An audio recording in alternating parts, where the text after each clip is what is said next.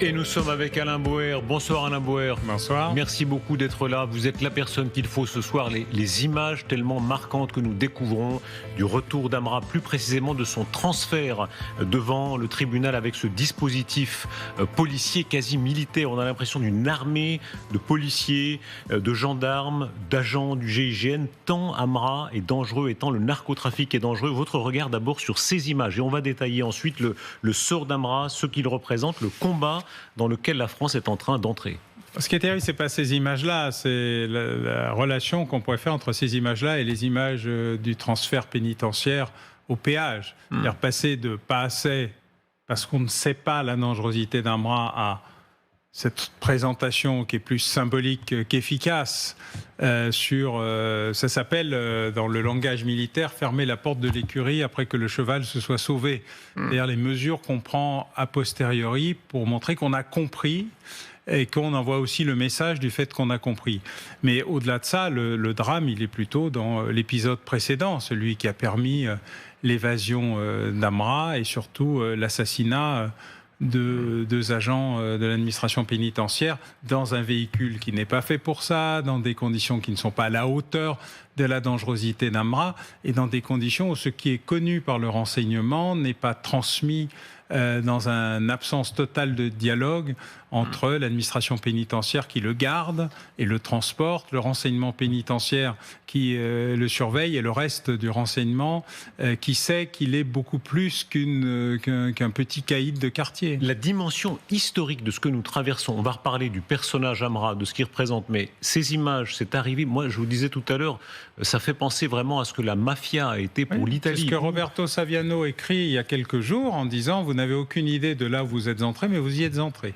Donc nous sommes dans le moment du basculement. La mafia italienne n'a jamais réussi à s'implanter en France. Il n'y a jamais eu de mafia en France. Il y a des gens qui ont voulu copier la mafia, singer la mafia, mais le dispositif qui va de génération en génération, qui passe par une quasi-initiation à la mafia et qui fait qu'on n'en sort jamais si ce n'est les pieds devant, n'a connu qu'un moment particulier dans son histoire, c'est l'année 2006, où en même temps meurent deux des principaux acteurs du crime organisé français. Le Spartacus du crime organisé, Farid Berama, qui est le premier caïd de cité qui décide de s'autonomiser et de prendre le pouvoir contre le crime corso-marseillais. Lui-même meurt. On l'appelait le rôtisseur pour indiquer le niveau de finition de ces derniers jours. Ça situe le personnage. Ça situe le personnage, mais enfin, il a une quarantaine de crimes divers sur sa conscience et il s'en prend à un gang corse bien connu et il est lui-même liquidé. Et la même année, Jean-G. Colonna, qui est le juge de paix du milieu, le dernier, meurt bêtement dans un accident de voiture. Je dis bêtement dans un accident de voiture parce que pour un parrain du milieu, l'accident de voiture ne fait pas partie des conditions habituelles du décès. Et depuis, le crime organisé français connaît une guerre de sécession et une guerre de succession. Guerre de succession, personne n'a remplacé Jean-G. Colonna, il n'y a plus de juge de paix, donc on n'arrive pas à régler les affaires comme on le fait souvent dans les organisations criminelles, notamment américaines, italiennes, siciliennes, etc. Et il y a une guerre de sécession, car une partie des caïds ont décidé qu'ils pouvaient prendre leur destin en main. La plupart d'entre eux sortent de l'espace corso-marseillais, mais ils ne sont ni corses ni marseillais au sens originel du terme. Beaucoup représentent des bandes qui se sont implantées et on voit peu à peu apparaître un mouvement assez rapide de liquidation qui fait qu'un caïd dure en moyenne 3 ans. Quelle est un an pour s'implanter, un an pour en profiter et un an pour se faire soit arrêter, soit liquider. Comment est-ce que ça s'organise ? On se rappelle en Italie où ils racketaient la moindre pizzeria, ils prenaient le pizzo. On commence par la bande. Où est-ce qu'ils sont implantés ? La bande, elle nécessite un territoire. Et elle contrôle son territoire, soit par le vol, soit par du racket gentil, soit surtout par de l'affrontement avec la bande d'à côté. Au bout d'un moment, la bande a besoin de moyens. Les moyens sont soit le racket, soit la prostitution, et arrivent assez rapidement, évidemment, le casse, et puis les stupéfiants. Et ils tiennent des territoires entiers en France. Ils tiennent les territoires, bien sûr, partout. La bande tient un territoire partout. Le problème, c'est... Vous avez l'air de le dire comme si c'était une chose acquise. Ça paraît tellement c'est une chose acquise depuis qu'il y a des organisations criminelles. Ben si. Justement, ça vient du Moyen-Âge. Le territoire fait la loi. Mais en France, il y avait un État central assez inédit dans sa puissance et sa structuration policière, avec des moyens extrêmement développés de renseignement, d'intervention, etc. Est-on en train de perdre ça? C'est ça la question. Oui. C'est terrible. Pendant des dizaines d'années, la mafia avait peur de la police en France. La mafia disait, en France, on prend des vacances, on échappe aux Italiens et on blanchit de l'argent. Mais aucune opération d'envergure. Et la dernière fois qu'ils ont essayé, c'était dans les années 70, ça s'appelait les Corsos, les Italo-Grenoblois. Il y a eu une guerre d'une 40aine de morts quand même, c'est pas que des images de films, et qui s'est mal passé. Et donc la mafia a fait une croix sur la France parce qu'elle avait peur de sa police. Mais pardon, vous le dites avec votre ton détaché à vous, parce que c'est votre élégance un peu flegmatique, mais c'est terrifiant. On parle d'une grande puissance démocratique qui se laisse comme ça gangrener. Oui. Vous avez un grand journal du soir qui paraît désormais le matin, qui a fait un titre absolument hilarant, parce que c'est un journal qui, pendant des années, expliquait que le crime n'existait pas, que les stupes, c'était pas grave, et que tout ça était un sujet parfaitement secondaire, qui a dit « Nous avons été... comment avons-nous pu être aveuglés pendant 40 ans ?» Le « nous » est un peu trop, parce que ça fait 30 ans que dans l'espace criminologique, mais les policiers, les gendarmes, les magistrats disent « Non mais, pardon, mais... » il se passe des choses. Les premiers qui disent qu'il se passe des choses en matière terroriste, personne ne les croit. Les premiers qui disent qu'il se passe des choses en matière criminelle, mais pas du tout. C'est des receleurs de peurs collectives pour empêcher la libre expression démocratique. Ou la question de la drogue, en fait, on va résoudre le problème, puisque la libéralisation va supprimer, ou la dépénalisation va supprimer l'intégralité du processus criminel. Et donc, régulièrement, les institutions se trouvent en retrait par rapport à la problématique criminelle, qui est que le crime s'arrête quand on arrête les criminels, pas quand on les regarde de loin. À cette situation, notamment à ce qui se passe en prison. Et vous allez nous montrer tout à l'heure un de ces mini-téléphones qui font que, ça paraît tout à l'heure, l'avocate disait, c'est une sorte de soupape de sécurité. En réalité, on laisse faire. Et là encore, c'est la découverte. Pour de bonnes et de mauvaises raisons. Vous nous direz ce qu'est la prison. Mais reprenons le fil Amra pour bien comprendre ce qui s'est passé. D'abord, la traque et l'arrestation en Roumanie. Quand on voit la tête d'Amra, pardon, d'abord question un peu triviale, mais pourquoi s'est-il teint les cheveux de cette couleur-là? Eh ben, c'est plus facile de passer inaperçu en étant très voyant qu'en faisant semblant de se cacher. Vous savez, c'est la lettre écarlate. Vous connaissez ces histoires. Pour bien cacher quelque chose, mettons-le au milieu de beaucoup d'objets sur la table. Le truc des prestidigitateurs qui attirent l'attention sur ça s'appelle l'effet Mandrake. Voilà. Les mains à gauche, les mains à droite. Alors avec les lunettes et les cheveux roux, en fait, il devient un sujet d'amusement et pas un sujet d'intérêt. C'est pas si mal pensé. L'importance du dispositif policier. Dites-moi si je me trompe, mais je comprends que les écoutes téléphoniques, les caméras, disons le maillage policier tel qu'il se développe dans beaucoup de pays. D'abord la coopération internationale, parce que il n'est pas. Alors, il est resté très bien caché en France. Et là, ça n'a pas bien marché parce qu'il a pris énormément de précautions. Ça a coûté beaucoup d'argent. Le problème, c'est que pour que tout ça fonctionne, il faut beaucoup de monde et beaucoup d'argent. Visiblement, la sous-estimation de l'importance de M. Amra dans la hiérarchie criminelle. De nouveau, et le problème, un réseau, une mafia puissante. Mafia pas encore, mais qui commence à y ressembler. Enfin, une proto-mafia. Parce que là, il y a une 40aine de personnes plus ou moins impliquées, encore une vingtaine en garde à vue. On voit bien le maillage. Il y a ceux qui ont participé à l'extraction, ceux qui ont participé à le cacher, ceux qui ont participé à l'expédier en Roumanie, ceux qui l'ont traité en Roumanie, ceux qui ont loué l'appartement. Qu'est-ce qui fait qu'il a été repéré et arrêté? Un usage immodéré d'un appel téléphonique. La faute qu'il ne faut pas faire, mais parce qu'il y a toujours un moment où on repère par proximité. C'est comme l'ADN de parentèle. Quand on a votre ADN, on a votre ADN. Mais si je ne sais pas que c'est vous, si j'arrive à trouver l'ADN de votre arrière-petit-cousin, je peux du coup me rapprocher. Ça marche. L'ADN de parentèle, c'est comme la téléphonie de parentèle. À force de trouver tous les téléphones qui, à un moment ou à un autre, se sont trouvés à proximité d'eux, il n'est pas impossible d'en voir un qui pipe. Il sera amené, quand ce sera prêt, dans un de ces prisons de haute sécurité. Expliquez-nous, parce que comment a été possible ce qui s'est passé avant? Il était dans sa prison avec 9 téléphones portables. 9. Oui, au moins, mais peut-être plus. Mais comment est-ce possible? Il est arrivé à scier ses barreaux aussi, vous savez. Donc, la tentative d'évasion d'Amra était la deuxième. Une première avait échoué quelques jours, enfin une semaine avant. Mais c'est tout le processus qui pose problème. Pourquoi, alors qu'on sait qu'il est dangereux et surveillé, par le renseignement, celui-ci ne partage pas au moins quelques informations pour dire à l'administration pénitentiaire peut-être vous pourriez arrêter de l'extraire et faire la confrontation qui n'a aucune utilité particulière en visio. Pourquoi les magistrats ne comprennent pas aussi eux-mêmes que l'extraction devient un enjeu de survie? Des magistrats qui eux-mêmes se font insulter, agresser et menacer dans leur propre cabinet d'instruction par cette nouvelle génération-là qui n'a plus peur de rien. Mais pourquoi le tolèrent-ils? Qu'est-ce que vous voulez qu'ils fassent? Ils ont quelqu'un qui est en face d'eux, qui est déjà en prison, qui les insulte, les menace et dit qu'ils connaissent l'adresse de l'école des enfants. Ils demandent une protection. On n'ose plus appliquer des arrêts encore plus rigoureux, de la prison encore plus rigoureuse? C'est-à-dire qu'on a décidé d'avoir un dispositif de protection pénale très important, très défenseur des libertés, pour des gens qui avaient subi une police inquisitrice et qui arrachait et extorquait des aveux.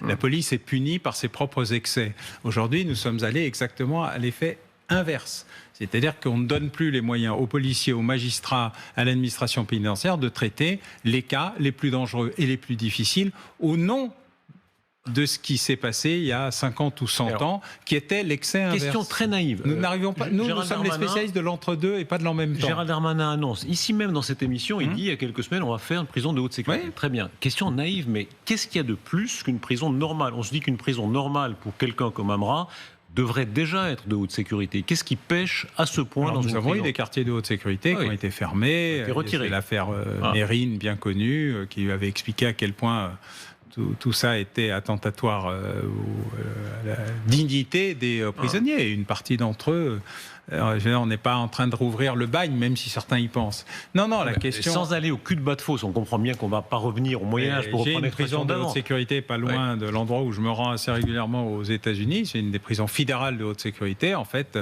vous avez un individu seul qui sort quasiment jamais, qui est surveillé 24 heures sur 24. Aucun des éléments de sa cellule n'est détachable ou ça, en France, c'est impossible pour l'instant. Je ne pense pas que ça passe le seuil de toute une série de considérations sur ce que c'est le traitement digne d'un individu. Quoi exactement? Quelle est l'autorité qui dit à un moment non, c'est pas possible? Le Parlement d'abord, la Convention européenne des droits de l'homme ensuite, le Conseil constitutionnel entre les deux. Mais par contre, beaucoup d'autres choses peuvent être. Par exemple, l'anonymisation des surveillants pour éviter les menaces qui arrivent très régulièrement. Beaucoup de surveillants, certains sont corrompus, rarement, beaucoup sont menacés, ce qui est un sujet... Les téléphones portables, parce qu'évidemment, d'après ce qu'on comprend, il y en aurait des milliers, voire des dizaines de milliers. Oui, ça vaut rien. Et ils l'utilisent pour organiser le trafic encore depuis la prison. Donc le crime. Ou des assassinats, régler des problèmes de... Alors, vous nous avez amené un de ces téléphones, montrez-le bien, qu'on comprenne bien ce que c'est. Voilà. C'est pas le plus montrez-le petit. Montrez-le bien, qu'on comprenne bien. Voilà. C'est pas le plus petit. Ouais. Mais celui-là est un 5G, donc c'est un téléphone moderne qui permet aussi d'avoir accès à ça. Montrez-le bien plus haut, quoi. Montrez-le moi, vous avez peur. Non, pas vous. Alors montrez-le bien, qu'on comprenne bien. Quelle est la différence avec un téléphone courant? Il ne sonne pas. Il ne sonne pas. Portique. Il a une grosse autonomie. Donc il échappe au portique? Oui. Par quel miracle? Les composants à l'intérieur ne sont pas suffisamment métalliques. Ah, donc c'est assez sophistiqué. Bien sûr. C'est loin et celui-là est gros. Ouais. J'ai donné une photo de la version qui est briquet. Comment est-ce que ça arrive dans la cellule? Je veux dire, on comprend que ça passe en portique, mais qui l'amène? Les visiteurs. Les avocats parfois? Voilà. Vous voyez, c'est un briquet. Vous avez les visiteurs, les avocats parfois, même si ils s'en défendent, les familles dans les parloirs. Est-ce qu'il y a, personnel. Madame Ross, l'avocat tout à l'heure, disait ce qui apparaissait comme une vérité, c'est-à-dire qu'il y a une part de soupape, c'est-à-dire on achète la paix dans les prisons. Bien sûr. Alors on l'avait déjà acheté en mettant les téléphones classiques, mais qui étaient chers et dont tout le monde savait qu'ils étaient écoutés, donc évidemment c'est un peu plus compliqué, mais par ailleurs on écoute aussi ceux-là. C'est à la fois une soupape et c'est un formidable outil de renseignement. Tout est plus compliqué qu'il n'y paraît. L'existence du téléphone permet aussi de savoir beaucoup de choses. Là, Amra sera enfermé dans quelles conditions? À vue humaine? Pour l'instant, il n'y a pas de prison de haute sécurité. Il sera enfermé comme un opérateur terroriste peut l'être dans des cellules spécialement aménagées et qui vont poser toute une série de problèmes. Et à juste titre, les avocats ou l'avocat, je ne sais pas combien il en a, de M. Amra demandera que les institutions judiciaires se penchent sur les conditions de détention de M. Amra. Le sentiment d'impuissance qu'il y a, alors on comprend bien, il ne faut pas non plus tomber dans une sorte d'obsession sécuritaire, il y aura toujours du crime, et je recommande notamment vos livres, en général, celui-ci en particulier, La conquête de l'Ouest, c'est chez Fayard.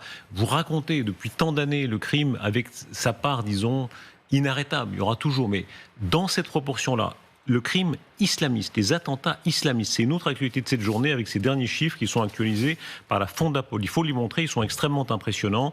Depuis 2012, 60 attentats islamistes en France, 304 morts. Ça contredit l'idée qu'on entend parfois que finalement... Oui, le problème, c'est que 2012 est un mauvais choix. Parce qu'il y a 2015 qui arrive au milieu. Et que 2015, c'est exceptionnel. Donc il faut...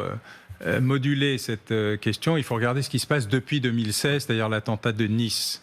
En fait, cette vision est une vision la Fondapol fait un formidable travail sur la longueur, mais on ne voit pas ça. Ouais. Pour l'instant, on a l'impression que c'est... voilà. Donc c'est un peu plus compliqué que ça. Il y a de moins en moins d'attentats qui font de moins en moins de morts, mais de plus en plus de blessés. Il y a de moins en moins d'attentats qui réussissent, mais sont toujours spectaculaires, parce que l'émotion est là. Et il y a surtout 10 fois plus d'attentats déjoués avant qu'ils aient lieu, alors qu'avant, il n'y en avait quasiment pas. L'émotion et la défense de la démocratie. Disons, l'affaire Bernard, Dominique Bernard, après Samuel Paty, même si à chaque fois, si j'ose dire, c'est c'est tout à fait inacceptable du point de vue de la défense. C'est pas le Bataclan. Oui. Je veux dire par là, il faut bien se rendre compte que l'effet de la surcommunication sur l'attentat est l'élément majeur de l'attentat. L'attentat terroriste est fait pour terroriser, pas vraiment pour tuer. C'est-à-dire que si vous avez autant d'effets avec un mort qu'avec 200, autant faire 200 attentats à un mort. Et donc ce qui est en train de se produire là, c'est une révolution nouvelle dans les affaires du terrorisme, pour 2 raisons essentielles. D'abord, l'année dernière, presque la moitié des des gens qui ont été arrêtés avant de réussir à commettre un attentat sont des mineurs totalement inconnus, qui ont été arrêtés préventivement, proactivement parfois, par les services de renseignement, mais qui eux-mêmes sont très inquiets du très jeune âge et du côté passage à l'acte quasi automatique, ou très rapide en tout cas. Donc des fanatisés islamistes jeunes, et où il n'y a pas de précédent, où il n'y a pas d'antécédent. Non. Donc premier problème, l'extraordinaire rétraction du temps utile à l'enquête et à l'intervention. Et pourtant, jamais on n'a été aussi efficace de manière préventive et proactive. Deuxièmement, une diversification des opérateurs, car il y a désormais des attentats terroristes de nombreuses natures sur toute une série d'éléments, et donc la gamme est redevenue de l'extrême islamiste à l'extrême noir. Il ne faut pas mélanger les deux, ce n'est pas le même sujet, mais il y a un phénomène de violentisation dans la société française. J'étais venu ici raconter ça sur l'ouvrage précédent, Tu ne tueras point. C'est-à-dire l'augmentation massive du nombre d'homicides et tentatives d'homicide en France. 2024 est la pire année du demi-siècle. Homicides et tentatives, plus de 5000. On n'en a jamais atteint ce chiffre. Et puis, troisièmement, on a un retour, et c'est ce qui est arrivé au Maroc, où le service de renseignement marocain a démantelé hier, dans les jours précédents, un réseau dans 9 villes différentes de 12 individus qui, semble-t-il, se préparaient à des attentats à l'explosif, aux armes lourdes, et probablement avec tout ce qui leur tombait sous la main. La police marocaine qui produit les images qu'on voit là, qui a publié, partagé les images qu'on voit là sur ce réseau du groupe État islamique. Le vrai problème, c'est que pour la première fois, 9 villes, 12 individus, des capacités, alors ça s'appelle les lions, ils me les ont envoyés tout à l'heure, donc je vais vous le lire pour ne pas dire de bêtises. Ça s'appelle les lions du califat d'Al-Aqsa. Ouais. Alors c'est intéressant, tous les mots ont leur importance. Les lions, dans l'État islamique, les lions, c'est le personnel salarié de l'État islamique. Après, on avait les soldats, qui étaient un peu ce qu'on pouvait trouver, puis les inconnus, qui étaient les gens qui disaient « Vive le calife ». 2, le califat. Le califat est ce que l'État islamique avait imposé pour dire « Il y a un gouvernement de l'État islamique », et là, il revient.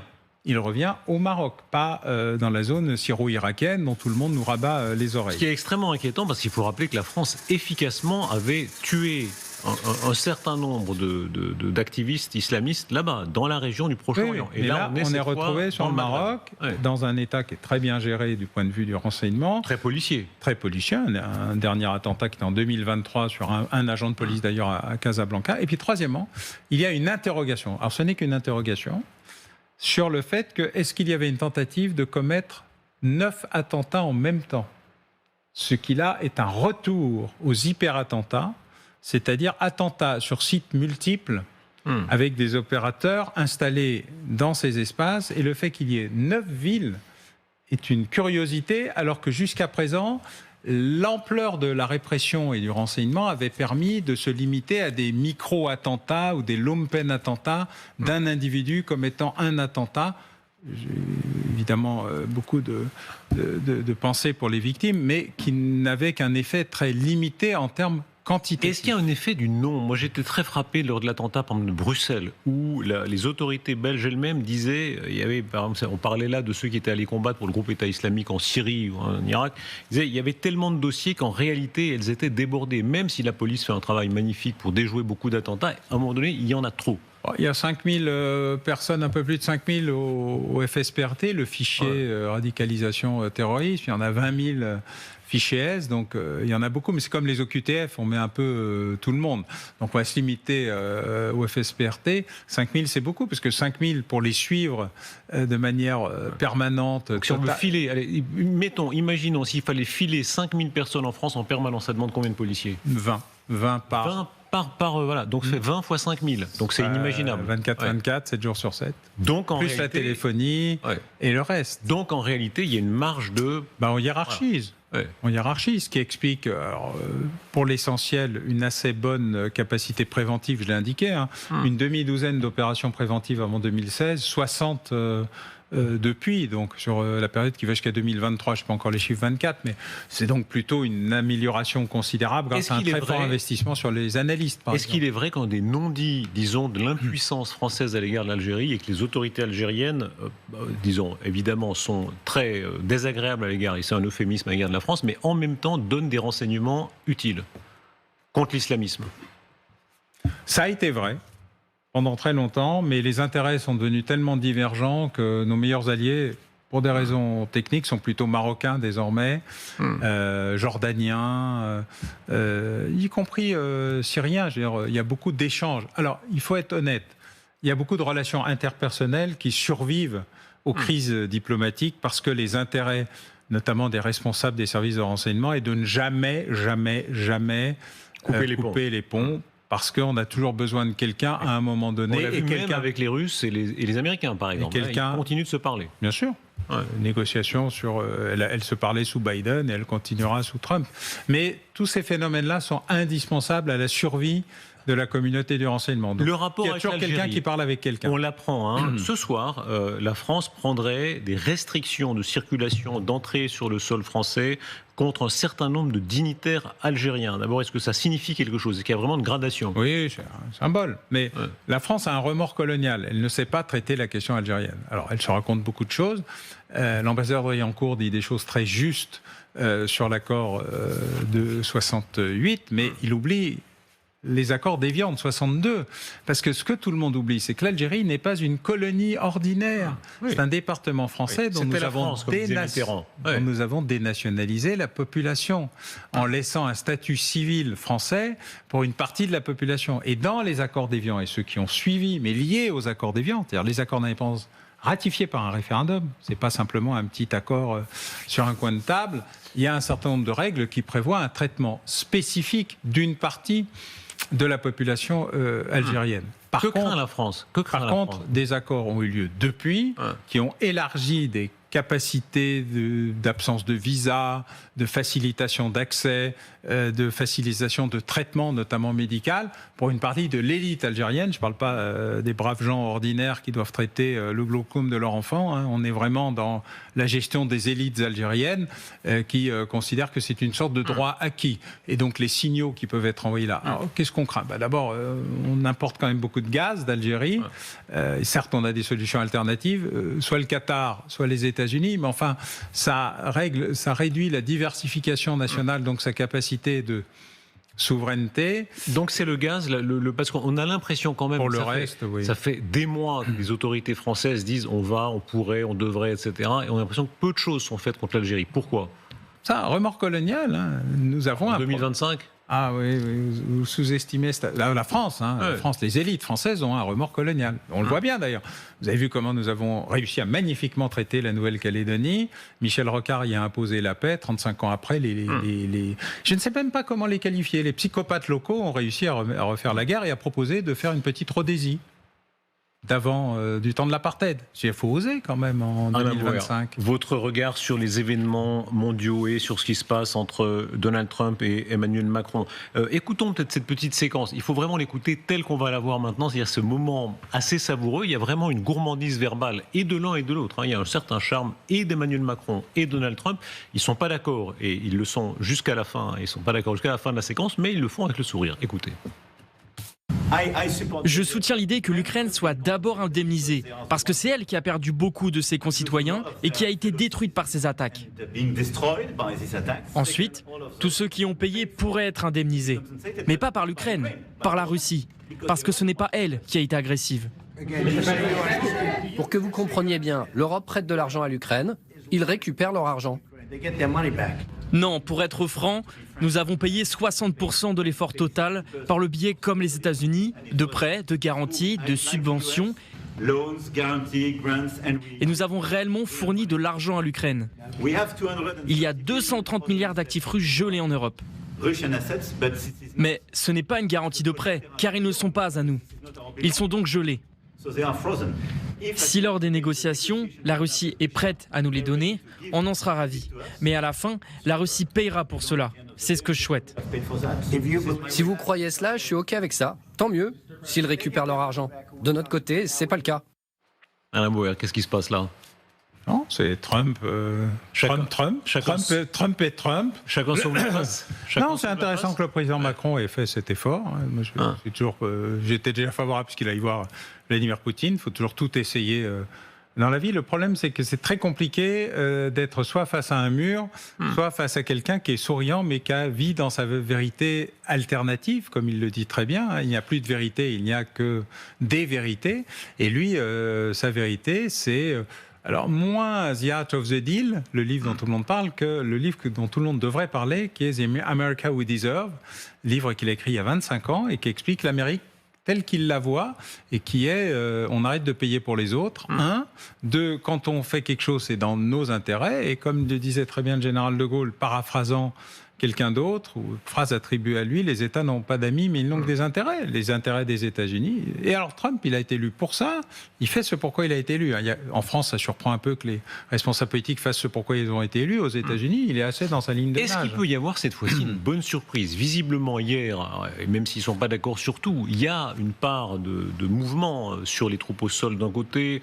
L'un et l'autre se sont bien traités. De maintien de la paix. De maintien de la paix. Ils se sont bien traités. Est-ce que, pardon, les journalistes sont si souvent pessimistes, et les experts, est-ce que pour une fois on peut être optimiste ? Est-ce qu'une forme d'entente cordiale est possible malgré tout entre l'Europe représentée par Emmanuel Macron et Trump ? Le président Trump fera un deal. Il y aura un accord à la fin. Je ne suis pas sûr que l'Europe en sorte gagnante. Il n'est pas obligatoire qu'elle soit la plus perdante.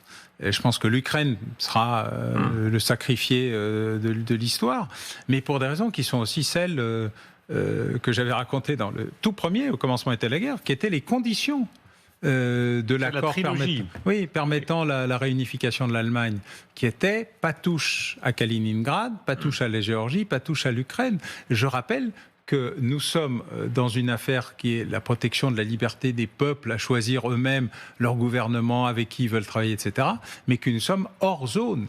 Et c'est une partie du problème que nous avons et que les Russes ont aussi, en nous expliquant qu'eux avaient donné un accord à la réunification de l'Allemagne, à son maintien dans l'Alliance Atlantique, à un grand accord avec l'Union européenne qui s'appellerait l'Eurasie.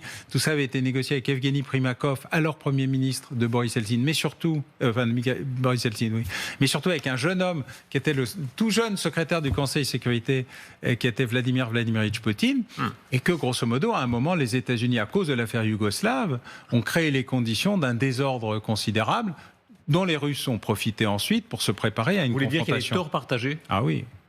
Des Russes et des Américains, des Russes et des Occidentaux. Oui, et nous, notre lâcheté congénitale européenne a créé les conditions de ça, puisque nous avons signé un mémorandum de Budapest qui garantissait les frontières et la souveraineté totale de l'Ukraine en échange de la remise de 3000 armes nucléaires. C'était la 3e puissance nucléaire du monde, validé par la Russie, qui s'est oublié, les États-Unis et la Grande-Bretagne, qui n'ont pas levé le petit doigt quand la question de la souveraineté ukrainienne a été remise en cause après l'affaire de la Crimée, puis les affaires du Donbass. On l'apprend ce soir, ces événements sont en cours. L'Ukraine pourrait signer un accord sur les minerais vendredi, donc ce vendredi déjà à Washington.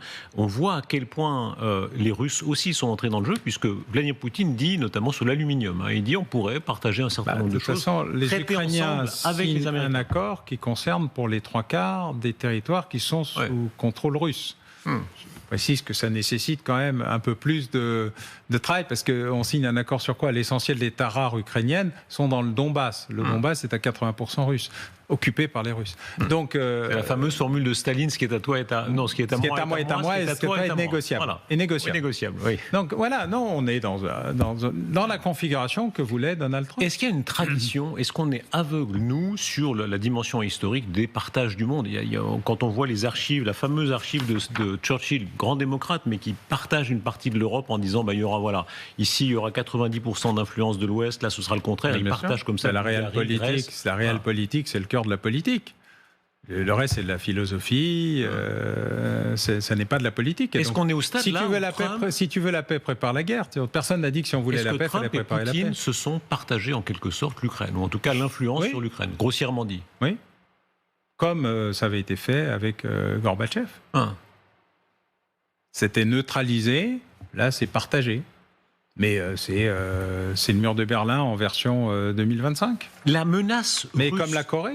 Vous vous rappelez qu'on s'était demandé ce que c'était que cette guerre. Et que le seul élément qu'on avait trouvé, c'est la guerre de Corée. Une guerre sans fin, qui se termine sans paix, mais par un cessez-le-feu, avec une problématique qui est où est-ce qu'on met la limite? Comment appréciez-vous aujourd'hui le danger russe? Parce qu'on se dit c'est l'épisode d'après. Il y a deux thèses. Il y a ceux qui disent en réalité ils veulent leur zone d'influence et puis ils s'arrêteront. Ils s'arrêteront à un moment donné. Et puis ceux qui disent non, l'Ouest en général est menacé. Il faut lire ce que dit le Grand Continent, très intéressant papier sur la puissance militaire russe telle qu'elle est aujourd'hui. 570 hommes mobilisés, une certaine expérience acquise dans le maniement des drones, des missiles, des bombes planantes, le budget qui va toujours vers une marche forcée dans la militarisation. En clair, est-ce qu'ils menacent, oui ou non, l'Ouest de l'Europe? Alors ma position, c'est que non. Je pense qu'ils sont revenus aux fondamentaux de 1989-90. Ce qui est à nous est à nous. Nous voulons la conservation des accords sur la Géorgie, pas touche. L'Ukraine, vous avez compris mais nous sommes prêts à faire un partage Kaliningrad, la réouverture, la levée des sanctions. Il y a une vraie négociation en Ukraine dont personne ne parle, c'est la centrale nucléaire de Zaporijia, qui est un sujet en soi, qu'il va falloir préserver, protéger et remettre en fonctionnement et garantir dans l'intérêt général de tout le monde. C'est une immense centrale nucléaire. Après, il va y avoir des conditions d'accès aux ressources, la privatisation de la mer d'Azov, la protection d'Odessa.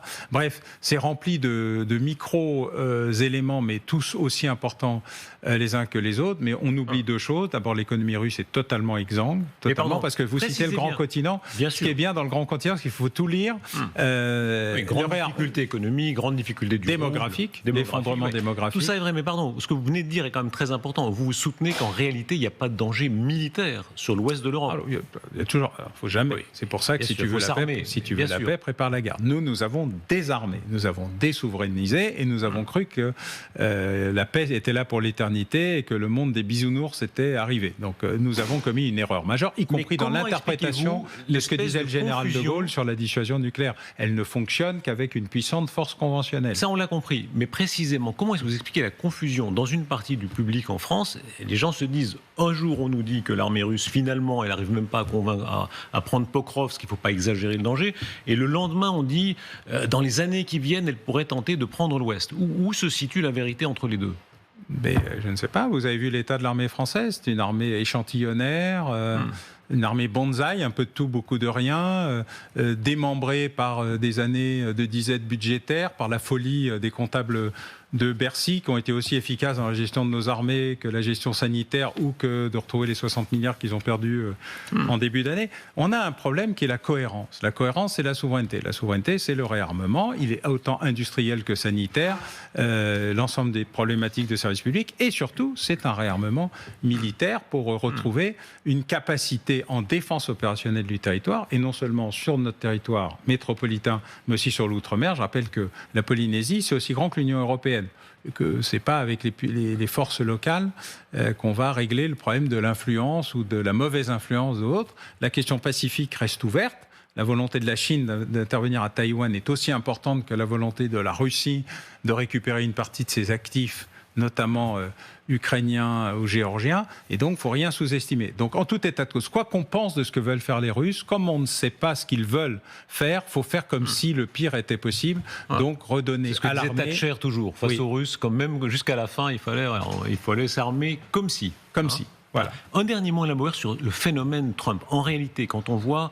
Est-ce qu'il est en train, pour l'instant, de réussir son coup ? On a tellement dit, il est brouillon, il est fantasque, il est mal préparé, etc. En réalité, c'est à peu près son plan. Et alors, il y a une espèce de, peut-être de compromis intéressant qui a lieu avec l'Europe. Son coup, c'était d'être élu, il l'a été 2 fois. Voilà. Donc c'est bon.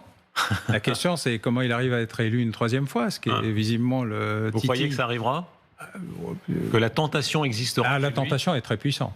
Parce qu'il n'arrête pas d'en parler. Donc ça, c'est clair. Ça veut dire quoi ? Précisez-vous de penser que le risque que les États-Unis sortent d'une certaine tradition démocratique, c'est possible ? En tout cas, l'incapacité ou la mauvaise volonté du président Trump à répondre à la question de son 3e mandat est un sujet d'intérêt. Et vous savez que j'ai beaucoup écrit sur le fait qu'il faut toujours écouter les dictateurs, les terroristes et tous ceux qui vont dire qu'ils vous font faire des choses. Parce qu'en général, ils les font. Donc je crois ce que dit Donald Trump. Est-ce qu'il se peut qu'on ait vécu une parenthèse enchantée ? Vous êtes passionné de futurologie à votre façon, c'est-à-dire la démocratie libérale. On pensait qu'on irait vers l'avenir radieux. 99, 10 ans. C'est la fin ? 10 ans de globalisation heureuse, devenue la globalisation piteuse. C'est le titre de la série et je trouve que ça correspond bien. Je pense que je suis même un peu en dessous. Rendez-vous dans votre livre « La conquête de l'Ouest » aux éditions Fayard et votre trilogie, c'est comme ça qu'on l'appelle, c'est les grands auteurs. Il y a quoi ? Les symphonies sont jamais achevées, disait l'autre. C'est une série sympa. Au commencement était la guerre, tu ne tueras point et la conquête de l'Ouest. Voilà. Tous les sujets qui fâchent. Avec une inspiration très religieuse, quand on a été le grand patron des... Tout est dans les Écritures. Vous avez été grand patron des francs-maçons. Les francs-maçons sont des laïcs qui n'ignorent pas la religion. Ça laisse des traces. Bien sûr. Laquelle ? Qu'est-ce que ça laisse comme trace ? L'ouverture d'esprit et l'idée que tout reste possible. Y compris l'élément le plus important qui s'appelle la résistance. Merci beaucoup Alain Bauer.